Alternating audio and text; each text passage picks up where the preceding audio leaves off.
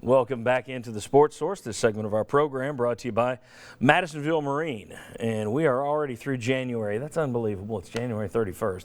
Spring will be here before you know it. That means boating season. Now's the time to check out the great deals and the enormous selection of boats at Madisonville Marine.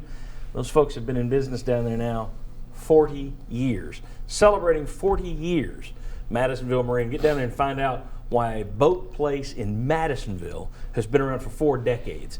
You get people coming from all over the place. There's a reason why. Go find out for yourself, Madisonville Marine. All right, want to welcome in the next member of our panel, a man who bought his last boat at Madisonville Marine. And who waits for spring? There you go, Bob Hodge. It's boating season in January. Actually, with the temperatures this week, it probably could be. All right. Finished a boat yesterday. National Signing Day is on Wednesday. Josh, you, of course, cover recruiting for Sports Radio WNML. You do Football Futures Saturday mornings at 10 to 11. 10 to 11. Yep. All right.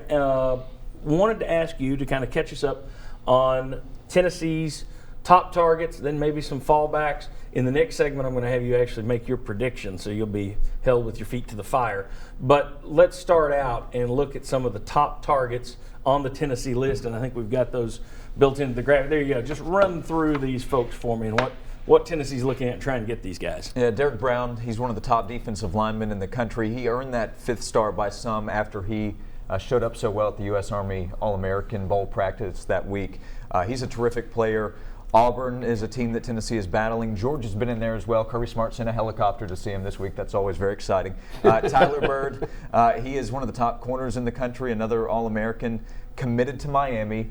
But you have Larry Scott on staff. He recruited Tyler Bird to Miami. Now he's at Tennessee. Also a very close relationship with Carlin Filsamy, the running back who is committed to Tennessee. Landon Dickerson, offensive lineman. I think Florida State's probably the team that Tennessee is battling most. Alabama's been in there, as they are with most top prospects. Jonathan Kongbo is a former Tennessee commitment.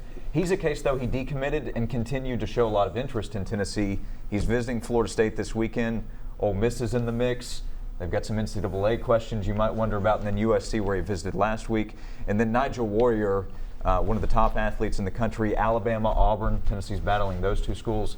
Del Carter's son, terrific athlete. All right, very good. And let's say Tennessee doesn't get some of those guys. Mm-hmm. There are some fallbacks on the list that you believe would be next in line. Is that the way we should phrase this, or just some other guys that are interesting to watch down the Sure. Yeah, next in line would probably be the right way to describe it, because you have only a few spots left in this class, 3 or 4 players you can add to the commitment list. So a defensive lineman like Jaquan Bailey. Let's go ahead and put those graphics up there. Yeah, there we go. He called Jaquan Bailey, you see there at the top, he called Tennessee his leader 10, 12 days ago. The problem is, does Tennessee have room for him to come in? So, Virginia Tech's the school that he's visiting. Chris Daniels, Tennessee likes a lot. It's more that Texas has been the leader recently, appears for him, but very talented defensive lineman. Zach Moss is visiting Tennessee this weekend. He's committed to Utah.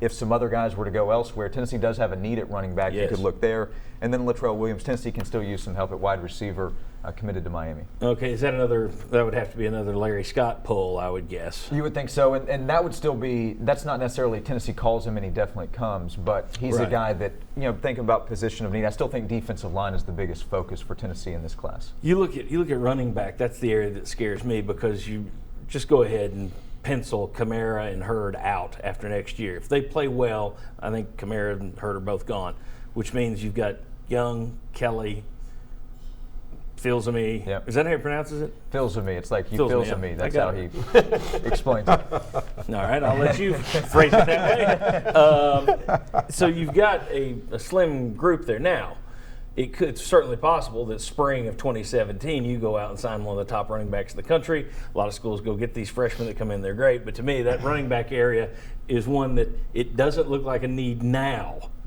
But fast forward 12 months and it will be a need, I would think. Let me ask you, Bob, I'll start with you and we'll get everybody else's opinion. Tennessee has recruited very well the last 2 years. You didn't have to play as many freshman starters last year because you did so well 2 years ago. So that could lead you to say, I'm not as concerned about the signing class.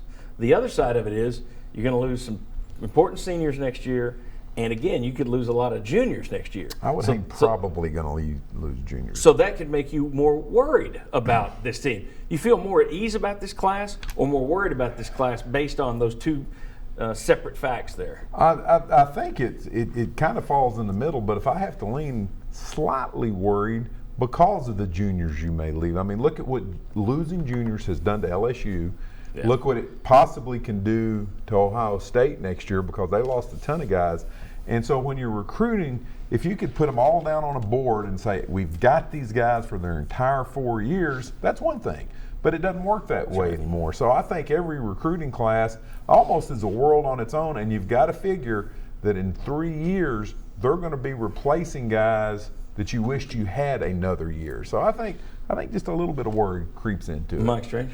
Yeah, I think that's a good point. But, this year you can't promise the immediate playing time to a Jalen Hurd or, some of these guys. So I think because you've recruited well the last couple of years, so I think it's, in any case, it was going to be hard to do this year what they've done. Yeah, and you just don't have the numbers because they have they've oversigned each of the last 2 years because they needed bodies. So they oversigned and counted those guys forward, which means you can't count them now.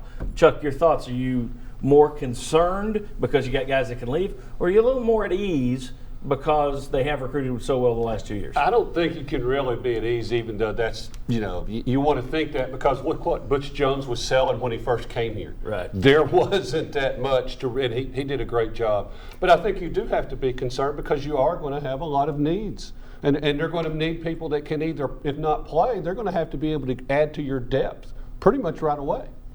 Interesting stat, saw this today. John Solomon on Twitter put out something. CBS Sports, used to be at the Birmingham News, excellent writer. CBS Sports did the numbers check on the Power 5 coaches over the since 2011. What they found was in the SEC alone, 72% of the coaches, head coaches, assistant coaches from 2011 are now gone. So 3/4 of the coaches from 2011 have now moved, Amazing. Which for the kids who are out there saying, I like this coach, I'm signing with this coach, you better like the school too.